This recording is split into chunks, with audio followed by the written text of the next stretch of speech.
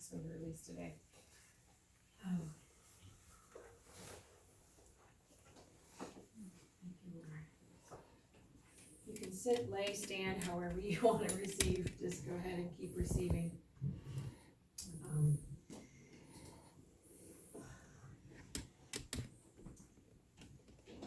If you want to take notes, you can. If you can fold, if you can fold it in half. She's passing those around. Okay. So, with what the Lord is doing, is it's been prophesied, and I think that we're seeing the fruit of our labors, the fruit of our sowing. We're seeing it manifest with the youth. We're seeing God breathe on the youth, which he said he was going to do. Bob Jones prophesied it many years ago, and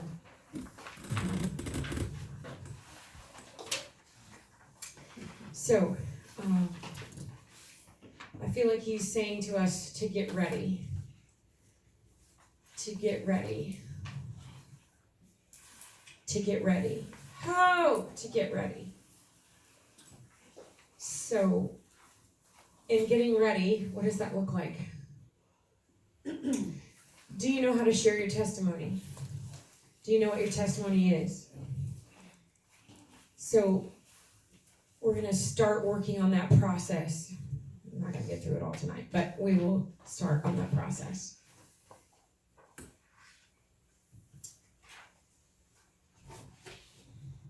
So there's a few things we need to understand as we're going to begin working with our testimony. And when we're all done, we're going to have we want to have a elevator speech. We want to be able to catch somebody in an elevator and say, blah, blah, blah, blah, blah. There's our testimony. Amen. So we're going to work towards building that up. So first of all, we want to start with the blessing.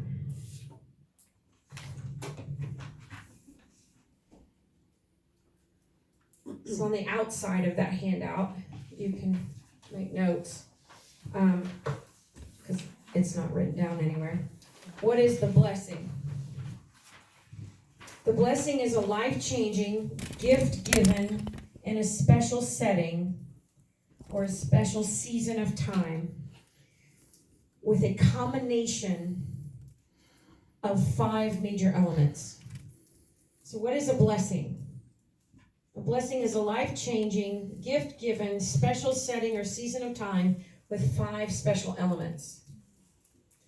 You witnessed, if you were here last weekend, you witnessed Wayne and I giving the couple from Charleston a mother and father's blessing. It is 1, a touch, a meaningful touch. 2, a spoken message. 3, attaching high value.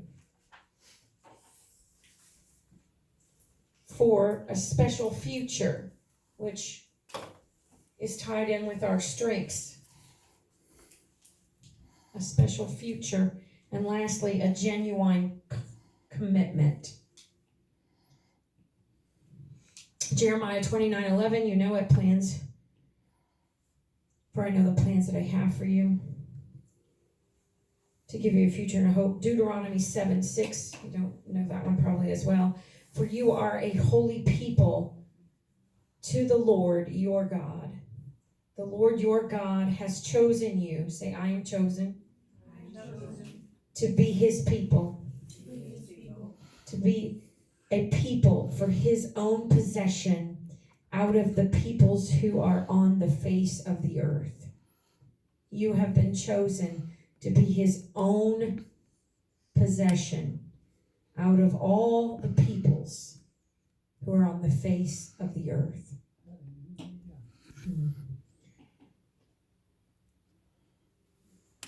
4 ways a blessing turns on the light of unconditional love.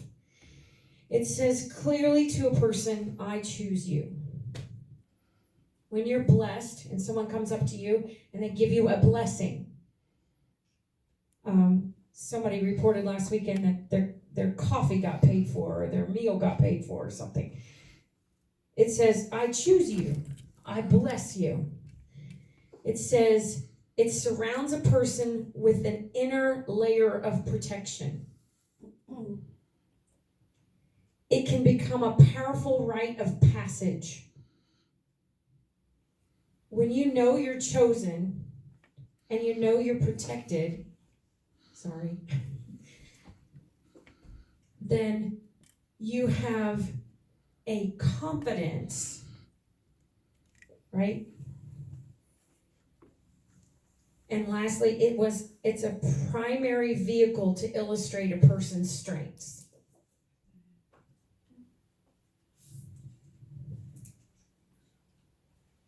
So we have to understand, as leaders, we are a blessing. And we're called to bless others. You have to understand, as Paul was saying, your identity. You are a blessing. And you are blessed. Amen? Okay.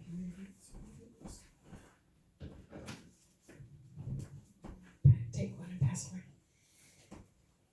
So, just a quick, fun little assessment. If you were with us a couple years ago, we did this. Just circle a couple of the words that you feel apply to you in each box. Personal, it's just a 30-second personal strength survey.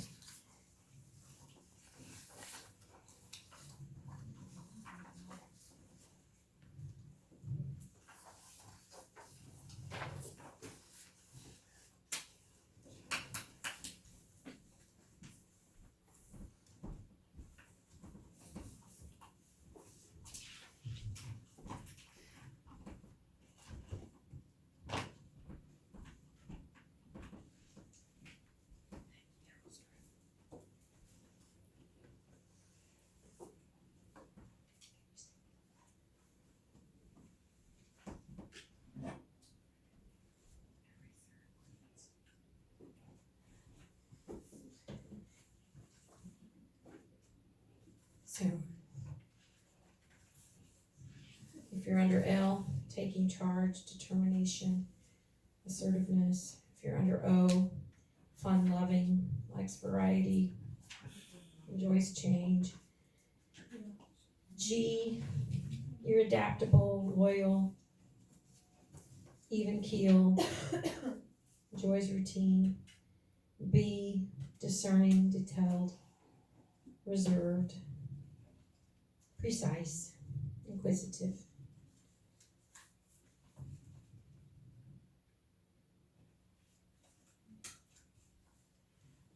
In each box, once you're done with the box, take the number of how many you circled and then double the number and put the number in the square.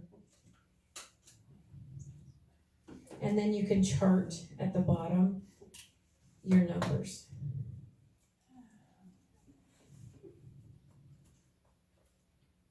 The older I get, the more even lined I'm getting. Back in the day, it was off, ding, one extreme to the other.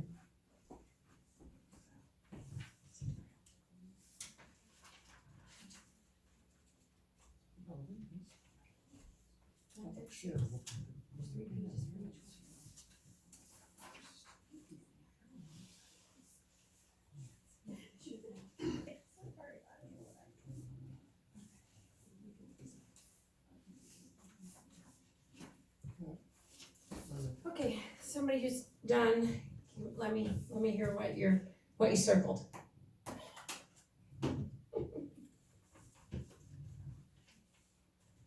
Now, Joanne, you can't ask him what you are. You have to determine yourself what you are. Just right off the cuff. Okay. circle practically everything in G. Everything in G, okay. So you have a high number in G. Okay, now take that graph at the bottom and whatever number you got under 11, draw from 11 to the next number that you got in O. Oh, you guys don't have a graph? Yeah, you do, okay. Oh, you already did, okay.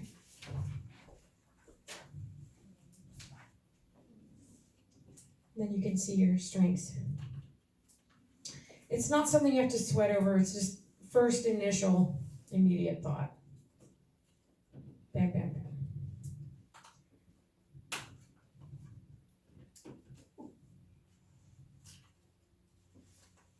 Okay, who's got a number in L done? Okay. Is everybody done with L? Okay. O, everybody done with O? Okay. G. B. Anybody got a 0 in any box? No? Okay. So there's a little bit of everything, yes. All right. L stands for lion. O stands for otter. G stands for golden retriever. And B stands for beaver, sorry. A few years ago we did Myers-Briggs. You'll remember that if you were here with us. So this is a 2-second version of Myers-Briggs. So. Okay. Anybody got a number above 22? Oh, Sam does. Okay. What's your number, Sam? 24 in G. 24 in G. Okay. So your strongest gifting is golden retriever. Great. Easy going, laid back. Handle My anything. sophomores will never do the. I'm with you, brother. I'm with you. Okay. I have some friends that are both golden retrievers, and their son is a lion.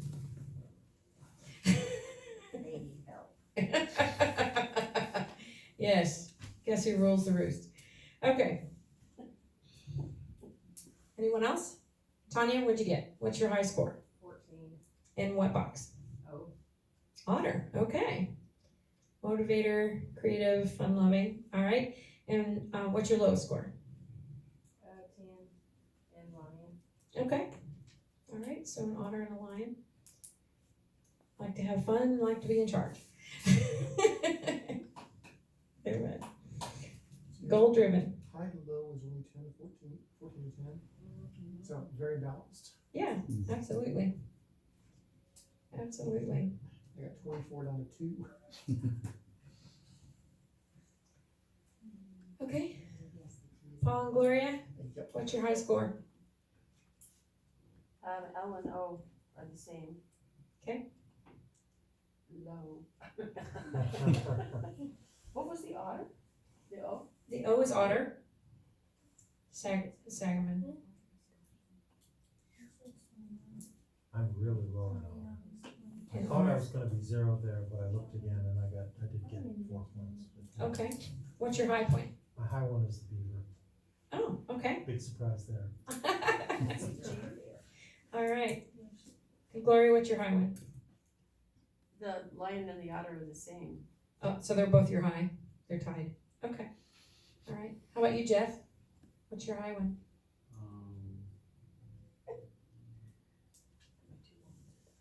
22 on bear, Beaver. Okay. or beaver, sorry. No, that was my mistake. Awesome. Okay, so there, you can see those are just a few adjectives, but you kind of get the idea of where your strengths lie, right? Beth, what was your high one? 14 and golden retriever. Awesome. And Trinity and Emily? 21 and lion. Okay, I had 16 on both golden retriever and whatever the B was. Beaver. beaver, yeah, Yeah. okay. So those are your highs. Okay, awesome. Now, from a team building standpoint, we need each other because where our strengths are and our weaknesses, we need to balance each other out. That's what makes a good team, right? Okay, so how's this tie in? Does everybody have your notes for the blessing? Can you take a picture of that? What? That board? Okay, alright, okay. Anybody else want one?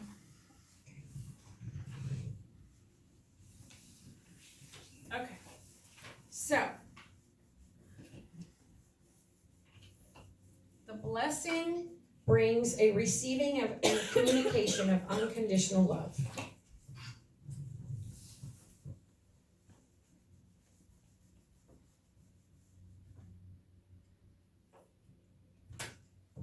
Okay, has anybody ever walked through the process of life mapping before? No? Okay, awesome. All new news. All new news. Okay, my computer, it just died. Come back to life. I've been waiting for you. I have to go get my oh, there. Okay. All right, so a handout. Part of the strengths is understanding our character in Christ. So before we go into life mapping, is understanding the character of Christ in us, the hope of glory. And so this is a handout for you to just go over Psalms 103 and look at the points of what God says, and then how does it relate to you? So let's just take one or two of these. We'll start with Sam, and then each person can take another one. So he crowns us with loving kindness and compassion. What does that mean to you, Sam?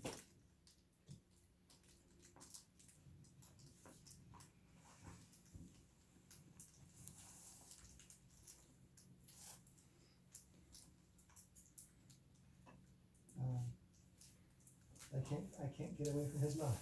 Okay, all right. So he crowns us with loving kindness and compassion. I'm just gonna jump around here. Okay. He is righteous. Tanya, what does that mean to you? He's perfect. Okay. He doesn't deal with us according to our sins. What do you think, Emily? What does that mean to you? He loves us no matter what we do. Awesome. He has a father's compassion to those who fear him. What do you think, Wayne? Kind of what Emily just said. So no matter what we do, he loves us in all of it. Okay.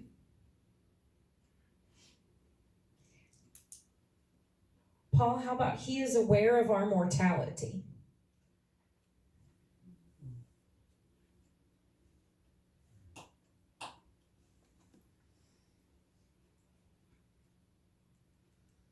Well, to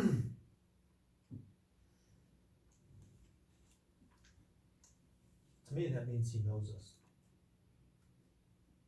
He knows us inside and out, because he's created us. And he knows that we are. I would say he knows our need. That's good. That's really good. That's really good. So understanding who we are and who he is in us is important for our identity. And what he says about us, because as Gloria's saying earlier, he's within us. He's around us, but he's within us as well. Okay, another handout.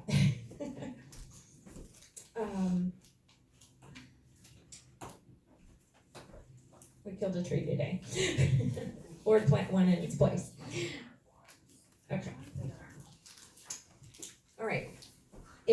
to recalibration.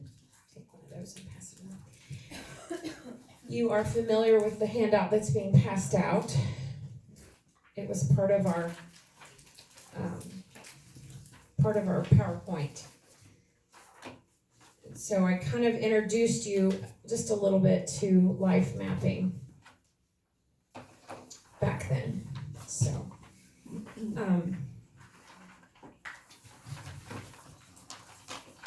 did you get a bonus? Okay, thank you. All right.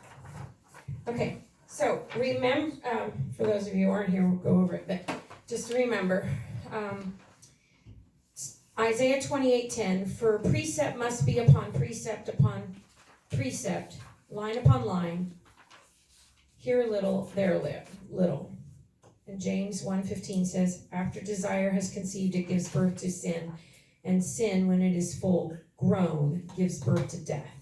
Has anybody experienced that? Where your sin just, it kept expanding and expanding until it just gave birth to death? I certainly have.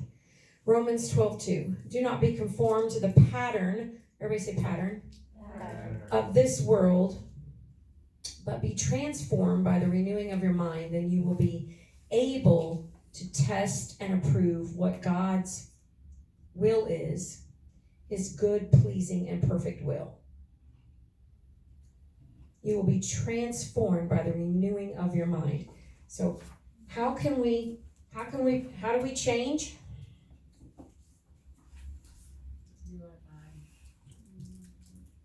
We have to be transformed by our mind.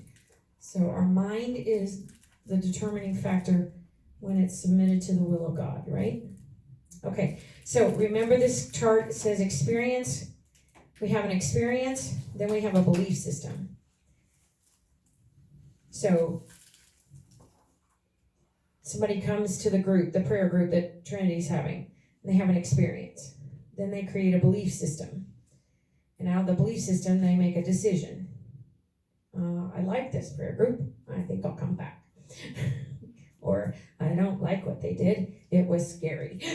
I don't think I'll come back. They have a decision, then they have a result, and out of that process, you reap a harvest.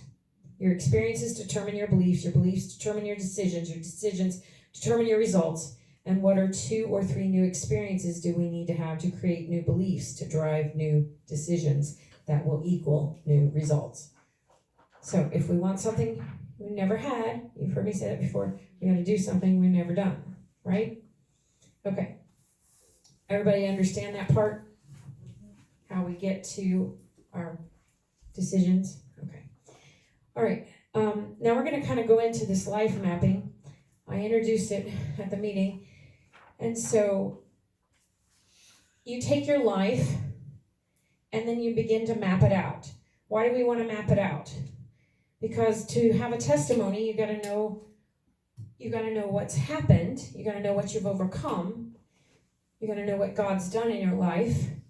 And to be able to write out your testimony, I found it's easier if you do it in smaller chunks than me just handing you a piece of paper and saying, okay, write your testimony.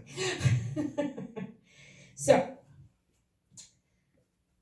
square one. You have a piece of paper in front of you that has a map, like a road map in front of you. Do you see that? It looks like this. Okay. All right. So, we're going to work on that. So what is our purpose, ultimately? It's to become more like Christ by putting past hurts into perspective and pointing me towards God and a family honoring future. We want to be pointed towards God and family and honoring the future. Okay? We want to be more like Christ. But we have to deal with our hurts. So, also, strengths, successes, and acceptable values. So, we want to be more like Christ. Christ-likeness. Okay. God and our strengths, what are our strengths and successes? God-given abilities. So, right now on your piece of paper, write down a God-given ability or a God-given talent that you have.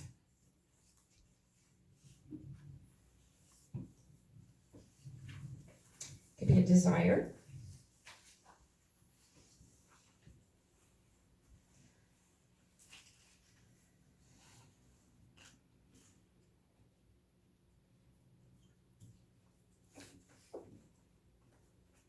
Could be something that's been nurtured in you. Somebody nurtures something in you that's become a strength.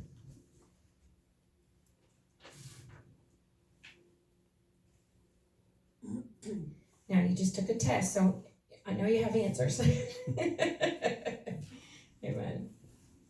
But it could be any of those kinds of things. It could be an evangelistic gift. It could be something that's been nurtured in you, gift of caring and compassion for people. Could be a gift of numbers. Strengths.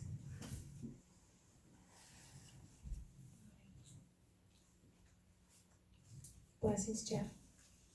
Thanks for coming. Emotional freeze points. Now, let's talk about that for a minute. So we're on this journey we call life. It's our life map, okay?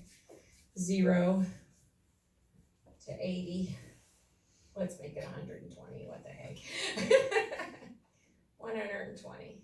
All right. So, on our journey, we experience in the past multiple things to get us to where we are now. And so one of those things is an emotional freeze point. So what is an emotional freeze point? They are dark spots or seasons of hurt. Anybody ever been hurt?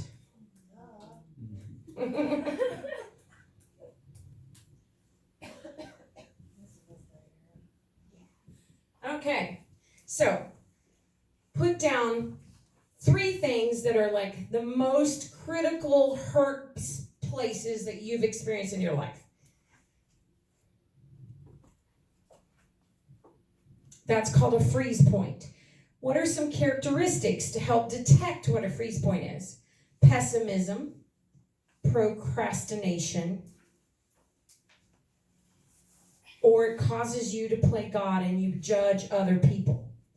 So if you have gotten into a situation where you feel like, you judged a situation in the past, that's an indicative sign of a freeze point.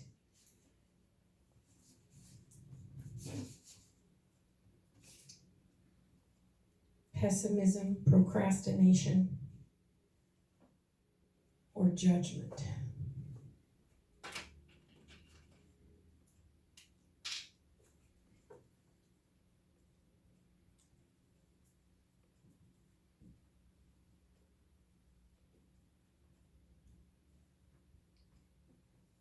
Okay, that should be, you probably have more than that. If you think of them, you want to write them down. For me, the one that comes to mind is everything happened, all of my hurt and pain started at 5. So for 30 years I've been unpacking experience I had when I was 5. Okay, so does everybody understand the idea of freeze point? Places of hurt, places of where we would become self-righteous and judge others. Okay. So, regarding, here's a side note. Regarding marriage, a study was done with married couples, and it showed that it takes 5 positive statements for every negative that happens in a marriage. Just to throw that out there. See, I've always heard 10. Yeah. I had heard 10. Maybe in marriage there's the unconditional love factor. Overachiever there. Yeah. So, I wrote on the text 4 items that will guarantee divorce. 1, criticism.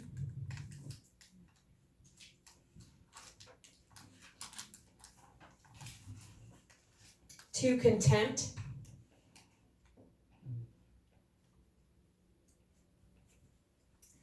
3, defensiveness.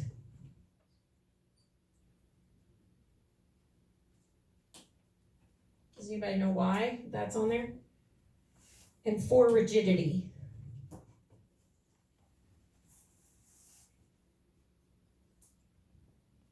Now, if you're not married, pay attention because this is still relevant. One day you will be. And those will kill your marriage.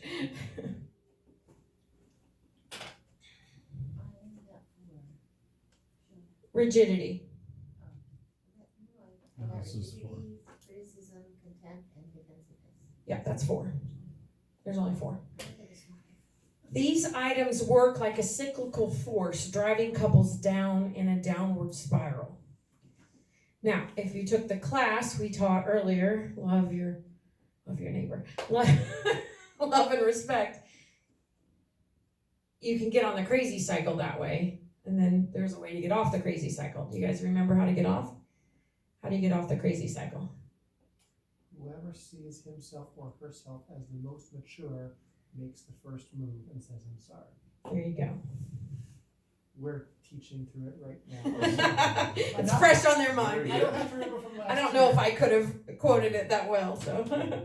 Amen. Okay, so emotional freeze points. So we need to allow the Spirit of God to come in and heal, if we haven't already, those places that are hurt and dark spots. Forgive, release, surrender, repent. So if you have some on your freeze lane there on your life map that you haven't walked through that process, we want to help you walk through that process so you can be unfrozen. You can thaw out. Okay. 4 items. Let's see. Emotional flashpoints. Okay, what's a flashpoint? So the next lane. A flashpoint definition is when life has made a pivotal change or a turn. So you were living and working in this city, but now God changed directions and you were living and working in another city. Or for me, like I was in a glow for 24 years and then a flash happened. And they describe that as lightning bolt moments when things just changed. A pivotal change. Saul turning into Paul is an example of light from heaven. Why do you persecute me? A lightning bolt experience that occurs suddenly in your life where we can react positively or negatively. What marks a flashpoint? How do we determine what they are? Number 1, it's a suddenly. Anybody had a suddenly in your life? Number 2, unexplainable. Anybody ever felt like their circumstances were unexplainable?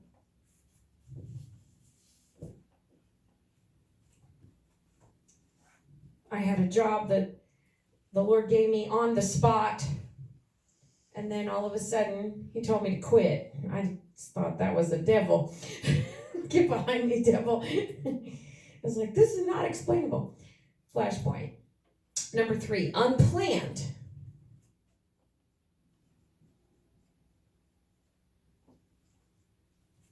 And number 4, individual.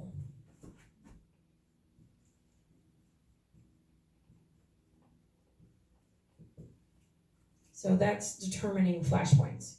So, can you recognize any flashpoints in your journey? You're saying yes. Anybody else? Okay. Okay, so write a couple of those down on wherever you're writing them. A pivotal change or a lightning bolt experience. A suddenly, unexplainable, unplanned, or individual. It catches you off guard, in other words. They're individual in nature. Paul's sudden conversion, many saw the experience, only Paul received the message. It was personal. The book of Acts is an example of many flashpoints. The operative word is drama. Is not drama, but direction. Pushed aside current priorities. Sorry, let me repeat that. The operative word is not necessarily drama, but direction. It pushed aside current priorities suddenly and gives you a new set of challenges. A flashpoint gives you a new set of priorities and challenges.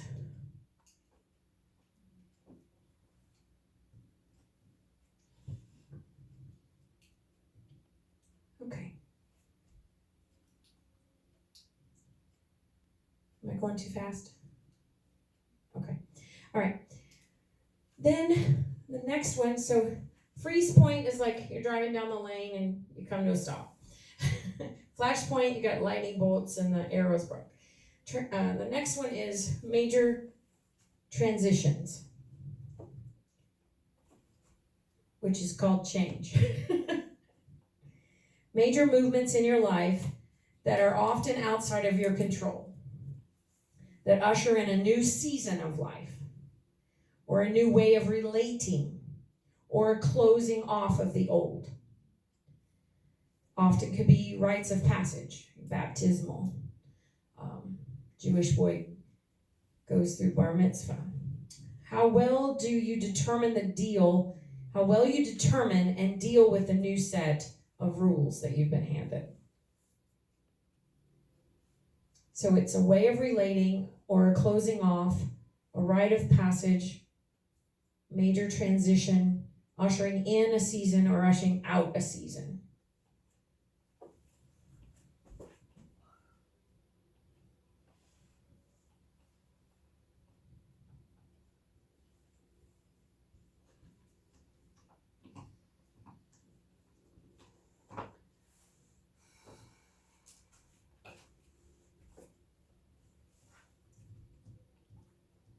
Remember, your identity is in Him. We're looking at the past to reveal your testimony of what God has done in your life. Okay, so to look for major transitions, you can look at your life story. At what point would you say a new chapter of life opened up to you? That's one way to find it. When would you say your childhood ended for you? It's another question to ask for a major transition. Key identifiers for transitions in your life. Number 3, when was the first time you said to yourself that I am really on my own? Did we pass those out, Wayne? Which one? The one you stapled? No. Oh, that's why they're not full. Okay.